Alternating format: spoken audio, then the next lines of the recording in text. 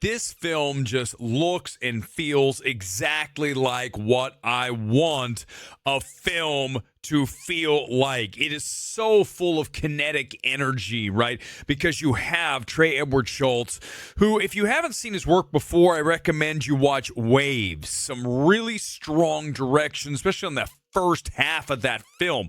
But what you see here is clearly Trey was inspired by the Safdie brothers. You look at Good Time and you can see a lot of that same type of feel in this film. You also have the same composer, OPN, who is lights out. Listen, you talk about a score that is singular, right? Only one person could do it, and this dude is the guy. I loved his work in Good Time, in Uncut Gems, and here with Hurry Up Tomorrow. Those are two big parts of this film. And, you look at Schultz and the choices he makes. You look at that cinematography. You look at the edits, the wonders that are in this film, and especially the sound. When you're doing a film with The Weeknd, it better sound booming, and it does here. And I think it's very important as we talk about The Weeknd. He acquits himself nicely here.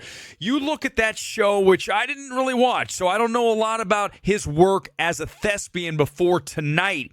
And I can tell you this, that he's not as weak as I expected going in here. I think it helps to be bookended by Ortega, and when you look at that relationship, which this film is all about, that really wild, chaotic, toxic relationship that turns psychotic by the film's end. I think when you have an Ortega to work off of, that's going to help The Weeknd get his work in the right place. Look at Trey also as a director. He gets good performances from his actors in his films. You look at Kelvin Harrison Jr., who is in Waves, same thing, right? One of his best performances in that film.